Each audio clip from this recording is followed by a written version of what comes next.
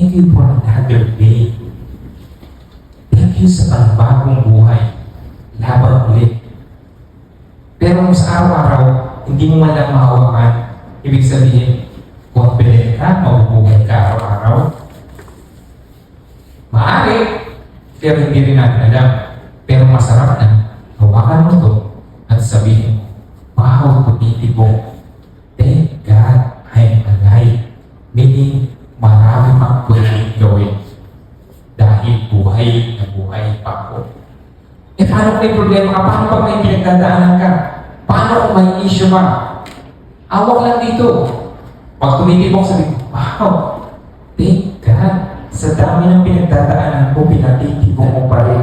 Meaning, may reason pa at alam ko, masosolve ko pa ito. Gets mo po? Sige, pakihawa ulit mo yung puso niyo. Tapos pakisabi-sabay-sabay, thank God I'm alive. At pakinggan mo yung sarili nyo.